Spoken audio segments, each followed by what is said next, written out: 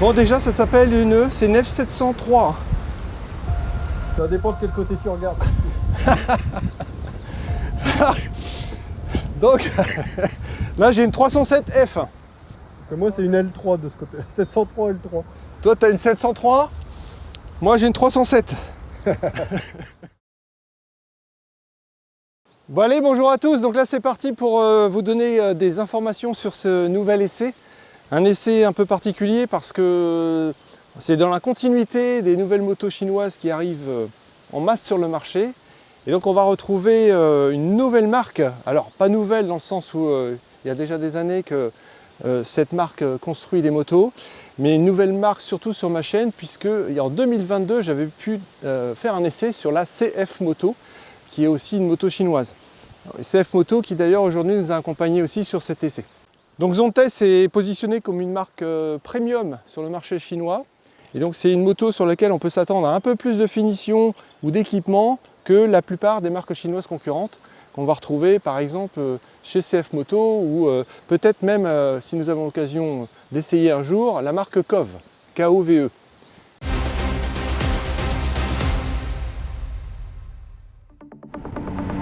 Et là je vais mettre un peu de gaz pour voir.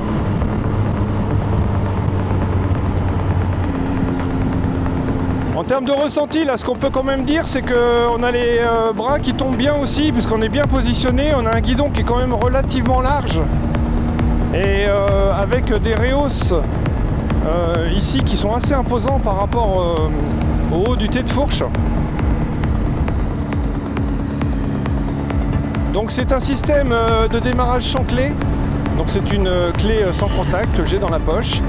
Et j'ai la même chose au niveau du réservoir ici. Pas besoin de clé. Au niveau des rétros ici, je vois bien, ils sont bien positionnés. Alors il y a une petite fabrication, ils sont pas tubulaires comme d'habitude. Là je suis à 4000 tours, j'ai des vibrations, je sais pas si vous voyez dans le rétro. Voilà, 6ème, 90. 4000 tours tout rond. Les pneus chauffent gentiment, ils sont à 30 degrés.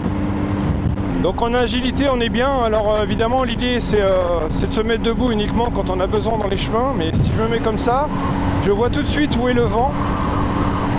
Effectivement là j'étais en plein vent, je peux vous dire que la bulle est efficace puisque je n'avais pas du tout cette sensation de vent tant que j'étais caché derrière.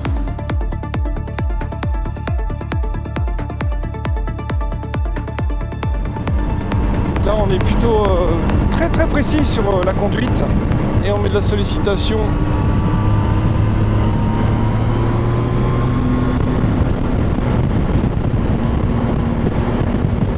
Il faut pas oublier que c'est qu'une 700 cm3 hein. Elle est tellement imposante sur son gabarit de carénage et son son aussi nous donne l'impression d'être sur une 900 ou une 1000, on a l'impression d'être sur un gros cube. C'est vraiment perturbant. Elle est très coupleuse aussi. Évidemment, si je tourne la poignée de gaz, très franchement, je vais sentir que ça manque un peu par rapport à un 1000, c'est tout à fait évident. Mais quand on entend le son qu'elle a, c'est trompeur. Vous voyez, c'est pas mal.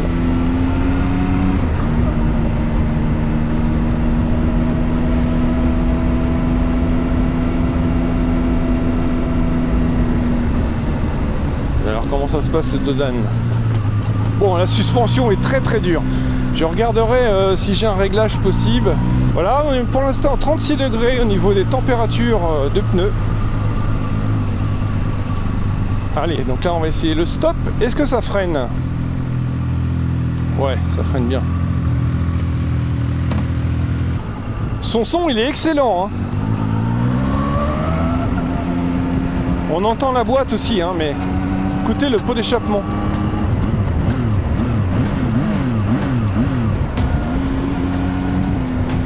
Je vais passer mon virage et après je fais mon... Je vais pas arrêter.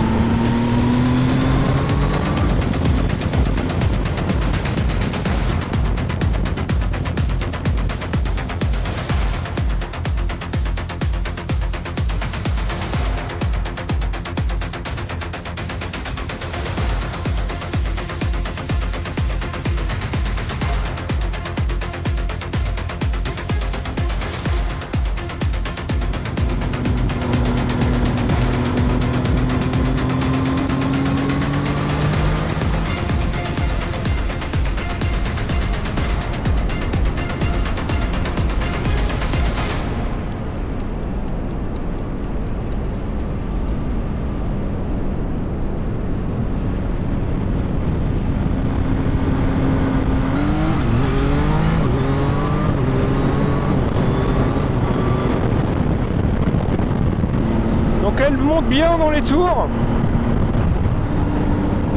Même si on sent les limites de la puissance quand même.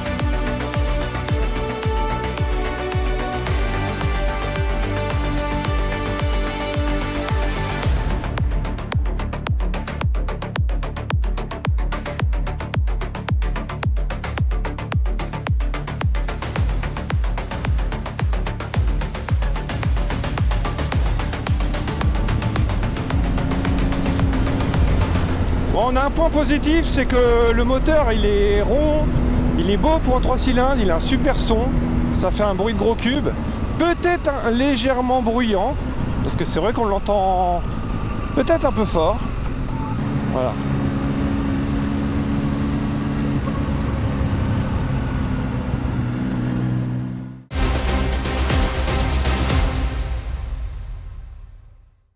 Donc nous avons un moteur aujourd'hui qui est particulier aussi, c'est un 3 cylindres en ligne. À la différence, alors je ne vais pas m'empêcher de faire une comparaison avec la CF Moto, bien sûr que c'est un point de repère que j'ai, qui était un bicylindre sur la CF Moto. Donc ce 3 cylindres, il a une particularité qui est très agréable, et vous entendrez sur les extraits de la vidéo, c'est le son qui sort du silencieux, parce qu'on a l'impression de rouler avec un 4 cylindres tellement il chante.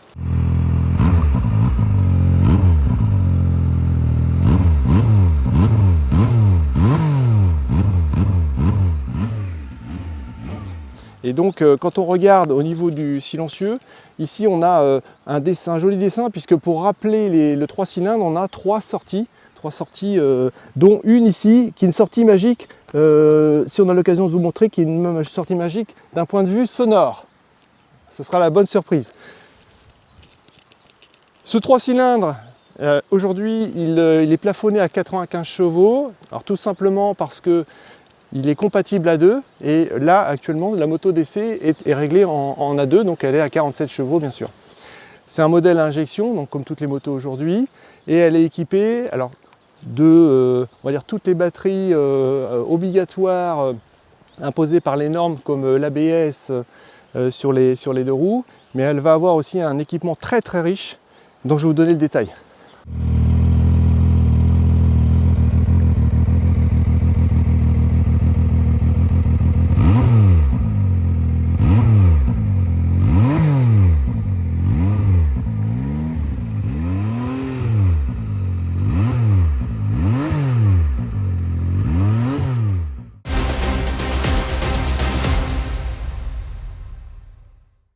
La première chose qu'on va remarquer quand on monte sur la moto, c'est déjà la bulle, puisque c'est une bulle qui est relativement haute. Ici, elle est en position, on va dire, intermédiaire. Elle peut le descendre encore d'un cran, on va dire à peu près 3-4 cm à vue d'œil quand j'ai pu faire les essais, et puis peut-être 3-4 cm aussi à la haute. Donc je pense qu'il y a 8-10 cm, si je ne me trompe pas, de plage d'utilisation. C'est une bulle électrique qui va réagir très vite, et ici on a les boutons, on appuie une fois sur le choix de la bulle, et puis on a un bouton pour monter, plus ou moins, et donc ça c'est bien de pouvoir le faire pendant qu'on roule. Et j'ai remarqué une très bonne protection, puisque je me suis mis debout pendant que je roulais, et effectivement quand on est debout on se dit ah, il y avait du vent. Concernant toujours la partie haute du pilotage, j'ai aussi remarqué que les rétroviseurs étaient vraiment bien positionnés, et on voit très très bien des deux côtés, à droite ou à gauche. J'ai trouvé quand même un aspect gênant, c'est qu'à 4000 tours, il y a une vibration assez importante du moteur, et donc surtout, je ne sais pas pourquoi, le rétro droite, eh bien, il a tendance à vibrer assez fort, et l'image est vraiment très très trouble. Donc on arrive à voir, mais il ne faut pas chercher à être très très précis sur le miroir. Une particularité qu'on va retrouver de série sur ce modèle, ça va être les dashcams. Alors là, on a tendance tous à mettre des dashcams sur nos motos ou des tablettes complémentaires pour avoir plus d'informations ou des GPS. Et effectivement, là, on va retrouver à l'avant une dashcam et à l'arrière, pareil, une dashcam qui va être au niveau du feu. Donc ça, voilà, c'est aussi très pratique, un élément, alors peut-être pour avoir des vidéos souvenirs dans le meilleur on va dire dans la meilleure des situations, et puis quand ça se passe moins bien et qu'on est témoin d'un accident, ça permet quand même d'apporter une preuve éventuellement de ce qui s'est passé. En termes d'équipement, on va retrouver aussi de série les poignées chauffantes. On va retrouver un point qui est toujours très attendu maintenant qu'on a beaucoup de médias avec nos motos, c'est ici de cacher. Donc il y a 2 prises USB cachées derrière un petit couvercle en caoutchouc. À mon avis, le couvercle est un peu chiant. C'est pour rendre étanches les prises. Mais je pense qu'il va flotter ou... Enfin... J'aurais pas mis comme ça. Je pense qu'il va flotter, il va péter et il va tomber. Si on descend un peu sur la moto et qu'on se rapproche du moteur, donc on va avoir une boîte 6 vitesses et un shifter. Donc le shifter, c'est un shifter hop, donc il marche très bien, il est assez réactif quand même pour passer les rapports, il va très vite puisque je me suis retrouvé de la première à la 6e vitesse très rapidement sans dépasser les 50 km/h et sans pour autant faire brouter le moteur. Il n'y a pas de shifter down, donc effectivement il faut faire à l'ancienne pour descendre ces rapports. La boîte n'accroche pas, mais effectivement c'est assez mécanique.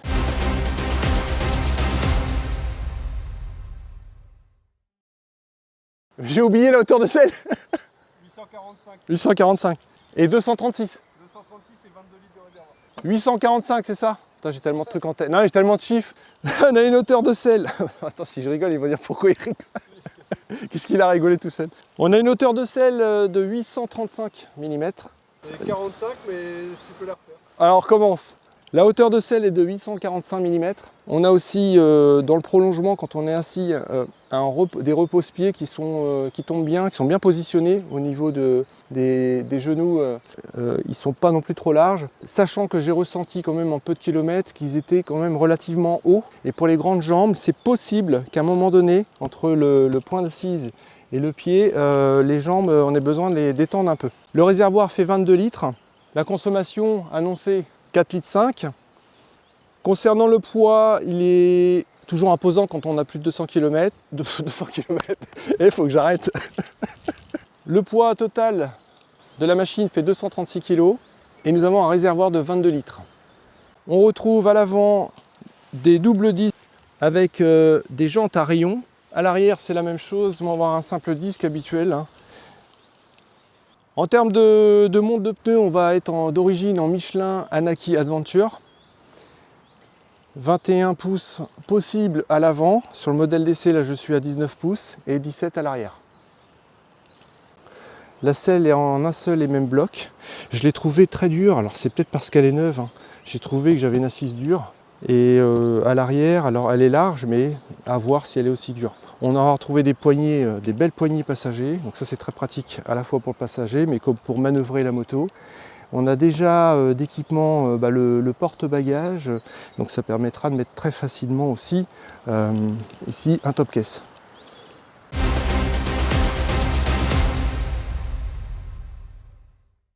Concernant l'esthétique, alors on aime, on n'aime pas. On va retrouver un design qui est ultra moderne. L'équipement est bien intégré au niveau des phares. On va retrouver une belle intégration dans le carénage et on va avoir une belle signature ici lumineuse qui fait tout le tour de la bulle. Alors ça va être très joli ça de nuit puisque ça encadre vraiment toute la tête de fourche. On a aussi des petites particularités comme les déflecteurs jaunes. Alors à la fois ils ont une importance pour le vent, mais ils vont rappeler un petit peu le doré qu'on va retrouver un peu partout sur la moto. Voilà, et qui relève le dessin dynamique du carénage. Dans les pare-mains vous allez retrouver des LED clignotantes qui vont indiquer le changement de direction puisqu'elles clignotent et elles vont vers l'extérieur du pare-main. Pareil ça, c'est pas du off-road parce que là c'est bon, tu tapes ça dans un bout de bois, ton clignotant il est mort et donc c'est pas le même prix à remplacer. On va retrouver des petites finitions assez sympathiques comme par exemple ici la petite plaque avec le F703 Zontes, une petite plaque aluminium qui est incrustée sur le bras oscillant. Le bloc moteur est joli puisqu'on va retrouver des points fraisés, alors ça permet de ressortir un côté très sportif, très dynamique du moteur, dans le même esprit d'ailleurs que les lignes très géométriques du carénage. Et donc c'est joli de voir contraste noir mat et argenté sur ce travail de moteur. 8000 tours? 7990. Ah ouais. Alors pour terminer, j'ajouterais juste que le prix, 8000 € tout rond, c'est quand même un prix défiant toute concurrence. Trouver sur le marché une 700 avec autant d'équipements à ce prix-là, bravo, on peut dire, Zontes a fait du sacré boulot. Je nuancerai quand même en disant que certains matériaux mériteraient peut-être de monter un peu en solidité ou en qualité quelque part de fabrication. C'est bien pensé au niveau de l'équipement, au niveau de tous les gadgets électroniques, toutes les astuces pour faire des rangements, mais c'est quand même tiré assez vers le bas au niveau des matériaux. Alors on sait que c'est pour le prix, mais parce que là, regarde ça. Moi je me dis, à tout moment ça c'est un truc, tu sollicites un peu, ça pète quoi. C'est pas du plastique qui est fait pour travailler.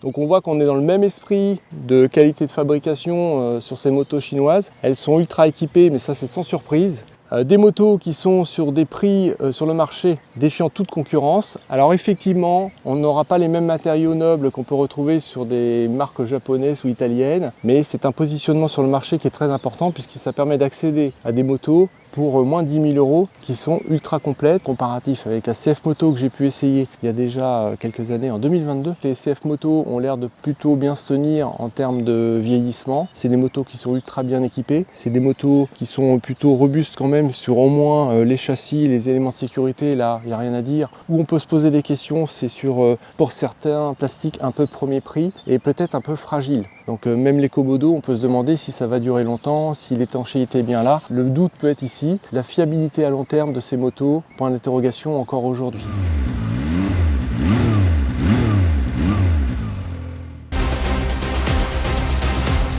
C'est déjà la fin de cet essai, donc merci aux établissements Jouvencel de nous avoir permis d'essayer ce modèle Zontes. Donc c'était vraiment très intéressant de pouvoir faire cet essai, notamment en comparaison avec la CF Moto. Donc merci à tous, et puis surtout n'hésitez pas à vous abonner pour ceux qui ne se sont pas encore abonnés et n'ont pas encore la chance de l'avoir fait. Et je vous dis à bientôt pour un nouvel essai. Salut!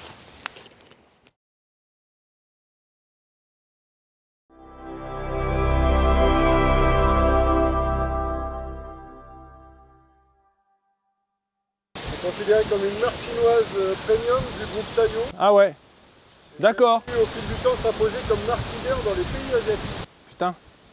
Ça filme toujours bien? C'est le cadre? Ouais. Bien, mais on va voir. Bah, on va voir le merdier. Ouais. Je peux rien faire, ça c'est. Y'a pas de commande ça. Là t'as du bol mon pote. Attends, il va revenir, c'est pas sûr. C'est pas sûr, c'est pas sûr. Oh, oh. Raté. Ah, y'a quelque chose.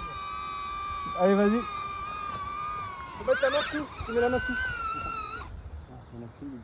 Ah, il détecte là un truc. Okay. Oh putain, hey, il avait bien joué. Bah c'est pas grave, on aura le premier plan, il est bon. Le premier, il est pas mal. Ah bah ouais, avec le sac et tout, ça marche bien. Bon, déjà, ça s'appelle une net 700.